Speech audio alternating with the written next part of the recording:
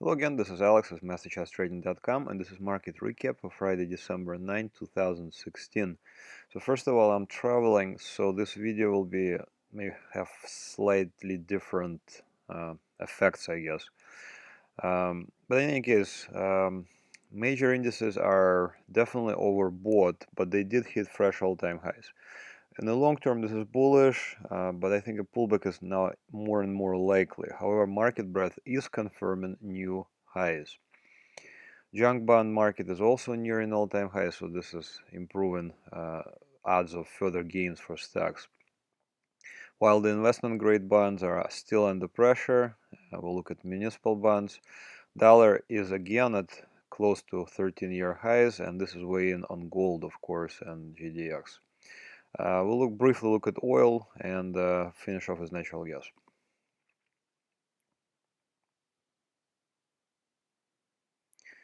Okay, so this is S&P 500 ETF SPY daily time frame. This is a total return with the index and the dividends. So, of course, we hit all-time highs on Friday. In fact, we closed at all-time highs as well. So, very bullish looking chart.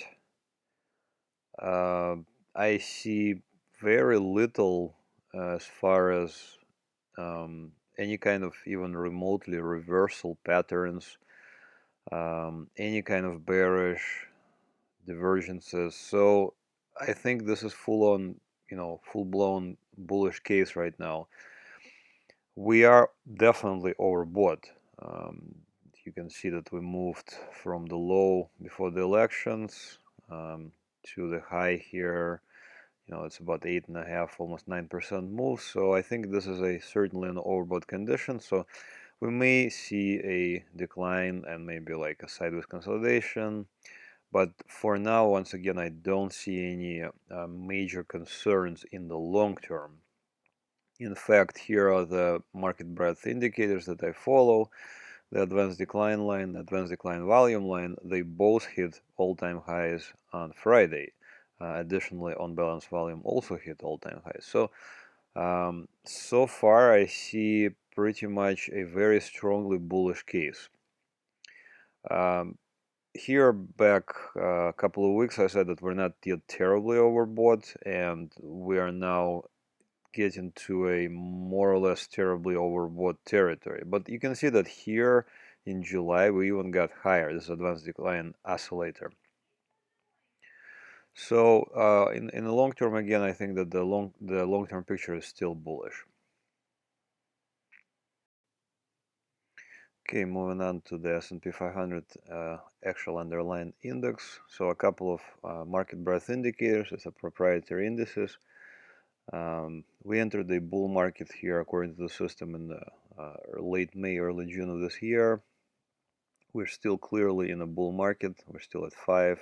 We need to get strong selling pressure to push this indicator down to about 1, to below 1.5. So not even remotely close. Here we had somewhat oversold condition back in October, November. We did get a bounce. And now we are at all-time highs, and we're not even that overbought according to this measure. So this indicator, the ROI I call it, it's a percentage of stocks within an uptrend within the index, can get as high as 100 and stay up there quite easily. So we're not even that overbought according to this measure. So we're at 61, 62%. So what I'm trying to say is we could see a short-term pause, but we could easily continue higher to fresh all-time highs.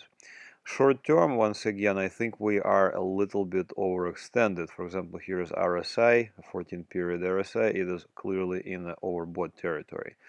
Also, same thing for short-term indicators, that percentage of stocks above the 20-day exponential moving average and the 50-day exponential moving average. They're now a bit overextended to the upside. They're not terribly overbought, but they are overextended. So you can see here, for example, here a percentage of stocks above 20 EMA here in July hit around 90% or so, and then we just got kind of like a little sideways consolidation.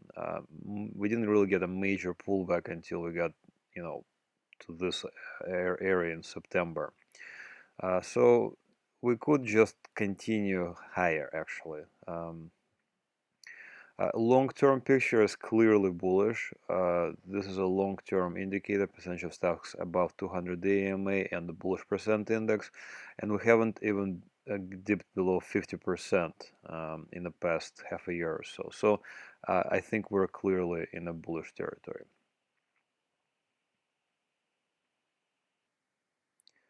Here's the same index on the weekly time frame. So here, before the elections, there were quite a bit of fear in the markets, and we had this big drop, this big red candlestick. And this, I thought this was a support break, and I thought we were going to retest Brexit lows here.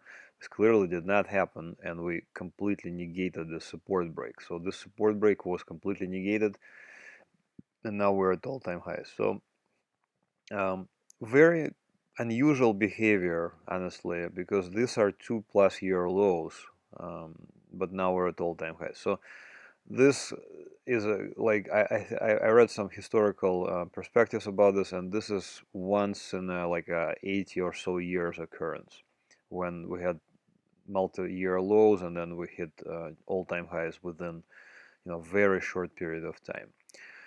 But nevertheless, let's trust the charts, and basically what I'm looking for is buying opportunities within definitely a bigger uptrend.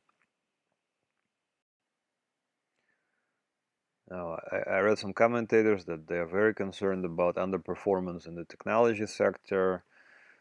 I thought this was a temporary weakness. Correlations between this fund, between QQQ and S&P 500 is very high. You can see it's always positive here, for example, in the daily time frame. Sometimes it dips into the 50% or so, but for all practical purposes, this is highly correlated assets. So this week, I mean, we did break out for S&P 500 to all-time highs, but QQQ was underperforming. Again, I don't think it's even remotely bearish, and basically, any weakness in the QQQ was a buying opportunities so far. Here's another example of market breadth index, or the market breadth indicator. This is an oscillator of the advanced decline line, and you can see we're not on that overbought yet, so we can easily move higher. For example, you can see that here this indicator tapped out over 200. We're like at 62 right now, so there's plenty of potential to move up. So what could happen in the near future is that technology could just outperform and then push the overall indexes higher. Here's QQQ on a longer term time frame, and you can see the RSI, for example, is not even that overbought, so easily we could continue higher. You can see QQQ became overbought here in August and continued higher. Really, nothing really much happened here, and we're not even that overbought yet. So we could still continue higher for QQQ. Here's IWM. This one is a very strong move. You can see IWM moved from the low in November to the all-time highs now just on this Friday. This is a 20% move, so very strong move. A little bit overextended, obviously. You can see, for example, here's the advanced decline oscillator again. It's way up there. Even back in the Brexit highs, we tapped out around, what is it, 150. We're now at 240. So I think we're certainly overextended to the upside, but by no means bearish. And I don't see any reversal signs at all. And here's IWM on the longer term time frame. It's just a daily time frame, but on the longer term, all-time highs here. Here's one kind of nice indicator, also a momentum indicator, price momentum oscillator. Just for comparison's sake, it topped out here in May. What is it, about 1, 2? We're now at 3 already, so certainly looks overextended, and the pause is more and more likely. Again, I don't think we're remotely weak or bearish. For example, here's percentage of stocks above the 200-day exponential moving average for S&P 500 small cap, and we are clearly bullish. For example, here we had a dip below 50, but we have never broken below 40, or we're not even remotely close to bear market. So I think we're going to have like a pullback, maybe a deeper correction. Maybe market makers will, do something like this again, because this was a bear, clearly a bear trap. We had a break below support, and then what? We had a gap up and a run higher. And finally, here is the New York Stock Exchange Composite. This is as broad, I think, as it gets. And this is a 52-week highs for this index. You cannot really trade it, but it's kind of interesting for comparison's sake. 52-week highs here for NYSE. You can see very large percentage of new highs, very strong bullish readings here. All-time highs for advanced decline line, New York Stock Exchange advanced decline line, and all-time highs for advanced decline volume line. So both of these measures are in clearly bullish territory. Also, same thing goes for bullish percent index and the percentage of stocks above the 200-day exponential moving averages. So again, overall, I think stock market is in a bull market, and to reverse this baby, we'll take some serious selling pressure. We'll need to take out this low, possibly this low, and then continue lower. But I just don't see even remotely close to that right now. All right, moving on to the bond universe. First, let's start off with junk bonds. I think junk bonds are more of an extension of a stock market than an extension of a bond market. So junk bonds are just, I would characterize them as less volatile stocks. So all-time highs here are back in October, and we're again getting very close to all-time highs for the junk bond ETF JNK. So you can see correlation here to the S&P 500 is almost always in the positive territory and very rarely negative here. So I think that junk bonds getting close to all-time highs is a positive sign for the general stock market. Here are the junk bonds on the weekly time frame. Same thing, very rather unusual behavior. You can see that we had multi-year lows here for junk bonds. We just turned around and made all-time highs. So rather unusual behavior, but nevertheless we have to respect the chart. The treasuries, on the other hand, are completely different. You can see that we've sold, these are all-time highs here, just in July, and again we're just sold off relatively, rather hard here. Had a big support break with a gap, and so far, all of these attempts at a rally were really met with kind of stiff selling. And even on Friday, this is a low for the move from here, from July till December. So far, this ETF TLT has lost almost 18%. So this is pretty strong move, and I thought that this was a bottom in action. You can see there was a bunch of hollow candles, but it looks like on Friday we just negated that whole thing. So we're back to square one, and maybe we'll see further bottom in action. But I think now TLT is bearish, and I would not be looking to go long. I would rather be looking to short it once there is a substantial rebound. So here's TLT on the weekly time frame. There's all-time highs here, support break, strong move lower, and again so far just really unable to get any kind of traction. Now 17% move is significant, so I think we may see finally a bounce. And recently I read some commentary by McClellan. He is a very respected analyst, and he is thinking that there will be a significant bounce in TLT. I kind of agree with him as well, because we just had a very large move here. Tom McClellan, you can check out his website, and also he is a McClellan Oscillator. Here's the AGG, Aggregate Bond Fund. You can see we had a death cross here. The 50 days now below the 200 days. So if many trend following systems simply use this cross as as a get out kind of indicator. I found that when the crosses do occur, there's usually a counter trend bounce, and then shorts come in.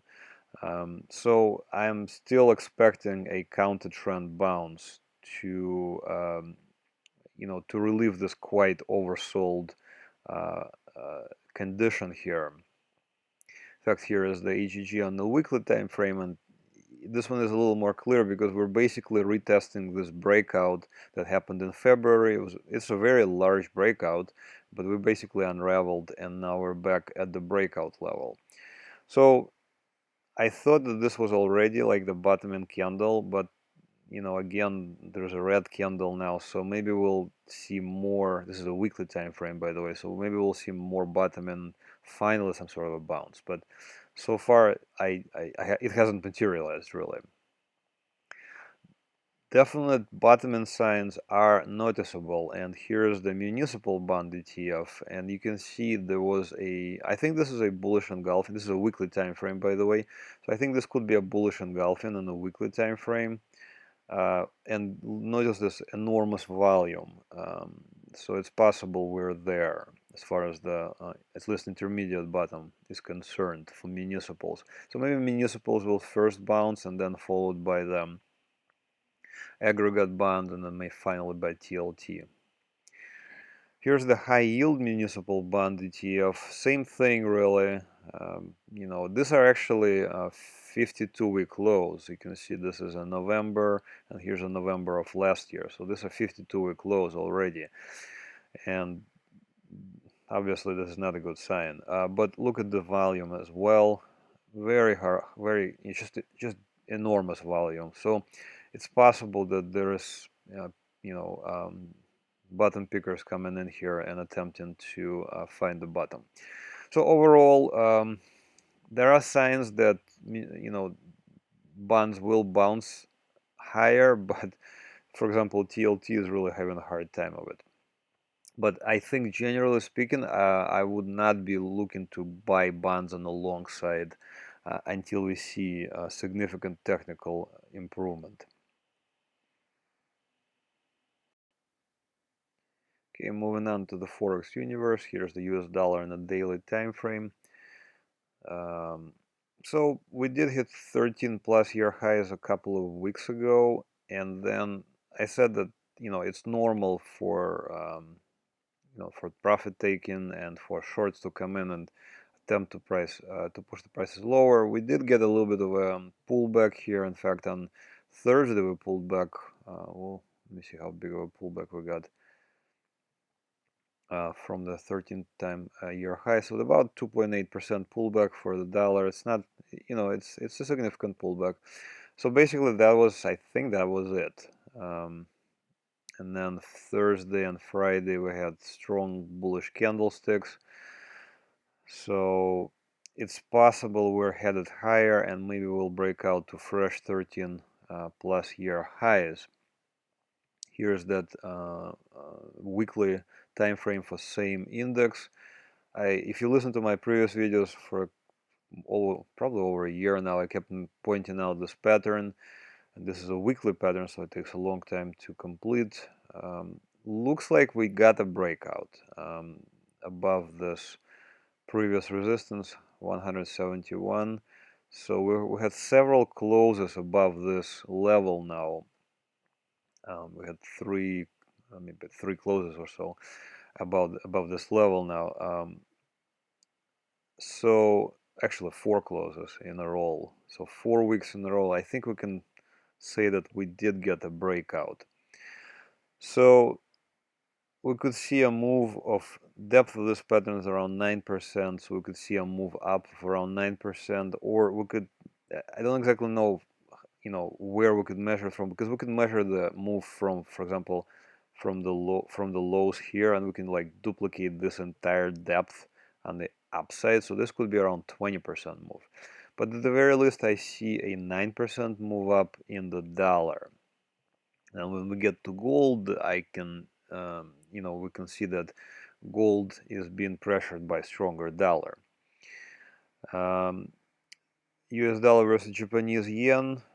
This is a weekly time frame. I thought that was it last week because we had like kind of selling tails here, and then nothing happened, and we continued higher. I think this is definitely overextended. Maybe around here the resistance will, there will be some resistance, and then maybe consolidation of some sort. But I think that US dollar versus Japanese yen is certainly looking bullish here, and you can listen to my previous videos. I've kept pointing out this pattern, like the prices just would not go lower, and it stopped basically at this level here. So overall, I think the Japanese yen is certainly going to be under pressure versus the dollar. Here's the British pound. Same thing. Not much has changed since last week. I kept saying that we need a rebound, and the rebound is happening. Maybe already the resistance is reaffirming, but maybe we'll get a little higher. Maybe we'll get to even this level, like 1.35 or so. Overall, British pound is in a downtrend. I don't think there is a argument about that. Here's the euro versus US dollar. I think this is a very interesting chart.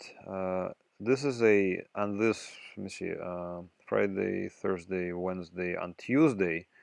This is a 52-week low, intraday, but it nevertheless is a 52-week low. So we did hit 52-week low a couple of weeks ago. I said that we're a bit overextended because all of this is all red candles. So it's pretty obvious that we're gonna need a bounce. I think maybe this was it, because on this Friday's candlestick is rather bearish. You can see we had a similar looking candlestick.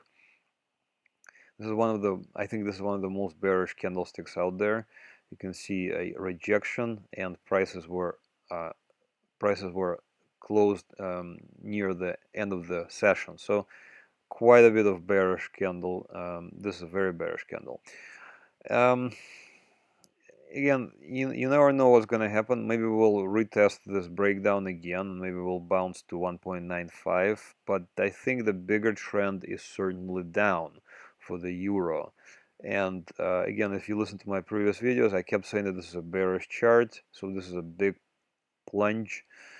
One bounce, two bounce, and a continuation to 52-week lows. If I am correct, and we will continue lower, we can measure, let's do a conservative estimate, let's say from here to here. This is about a 7%, maybe 8% move. We could see a move down of similar magnitude for the euro. So I think it could easily reach parity with the dollar. Okay, moving on to gold. Okay, so gold is under pressure, obviously because of the dollar strengthening, because gold is traded in dollars, at least in America. So these are 52-week highs.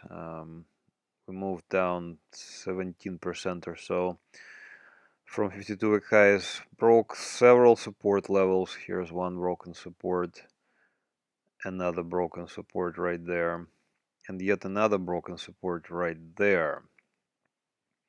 This was a critical support in my opinion, and could be, there's a stronger and stronger case now for the bear market in gold. I'm not yet 100% certain that we are in a bear market in gold, but we are, if we continue down this path, even if we don't bounce, we just kind of move sideways, we could get to a bear market in gold quite easily. Here's the weekly time frame. So here's that latest critical support that we broke at 1200 or so.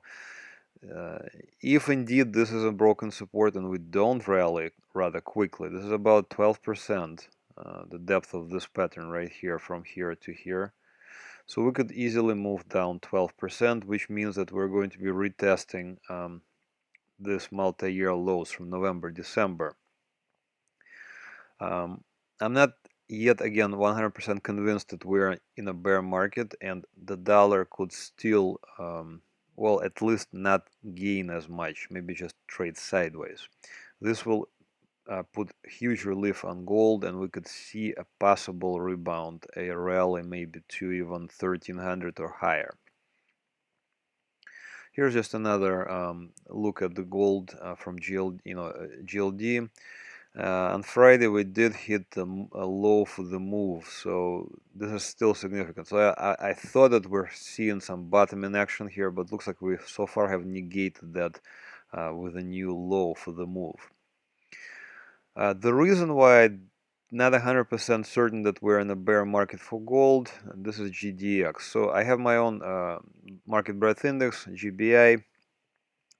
It's a proprietary index that doesn't only look at parameters for gold, but also looks at some of the parameters for the gold miners. And some of those parameters are not yet outright bearish. So we were at clearly in a bull market here, and we were coming down.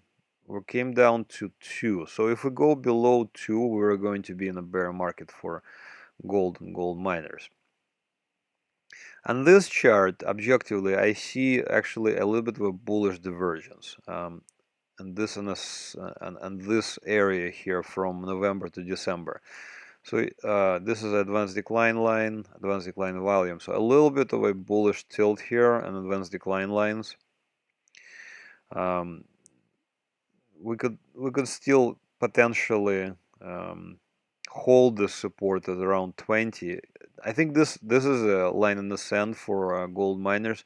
If we break the support, especially on a weekly basis, I think we're done for.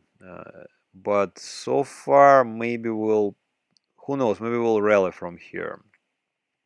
My major concern started back in October, and this started when this bullish percent index, this by the way is a public index, so you can check it out. It's $ GD BPGDM. There's data available on stock charts. So it dropped below, basically below 20% here. So this was my very big concern here. So far, we're not really able to rally off of it. And this is certainly concerning to me. So unless we, basically hold here, unless we start to really rally and negate some of this negativity about gold and gold miners, I think we may end up in a bear market for gold and gold miners. And this will, of course, depend on dollar, so dollar needs to at least not gain as much. Okay, moving on to West Texas Intermediate. This week, I think this is Monday, so we did put in a 52-week high here. So, I honestly don't know what to say about oil. It's possible that it will go higher. Also, it's possible that more production will come online and we'll just see a decline in prices again. On the weekly time frame, sort of nothing happened. We got a spike up, but then we got a spike down. So we just traded sideways basically for the week. And it's at 52-week highs, and I still think that there's a lot of resistance here at around $52 or so. So it could, we could see a rollover and a push lower in prices. That's always a possibility. Alternative scenario is we could continue higher, break out above here, and maybe even get to $62 area. Because there's further resistance up here. And then maybe we'll just trade in a kind of range bound action here.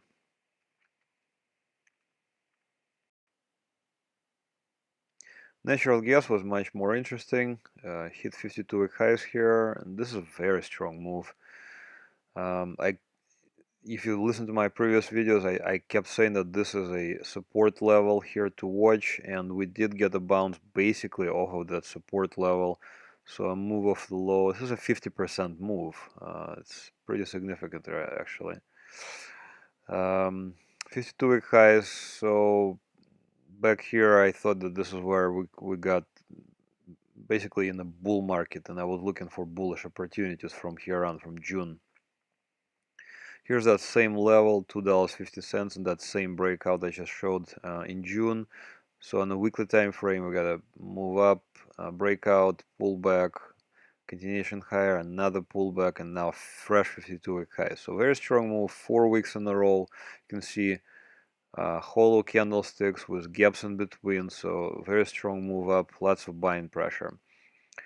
We filled the gap from 2014 last week, and now we are, well, I guess we're well on the way to maybe even these levels from November of 2014. Maybe we'll get there at around $4.75. It's possible. So overall, I think natural gas is bullish, and I'm looking for only buying opportunities within it. Alright, if you like what you hear, please consider signing up for MasterChartsTrading.com, and please stay tuned to find us on the internet. Thanks a lot. Bye-bye. So I wanted to show you how to find us on the internet. Please go to MasterChartsTrading.com.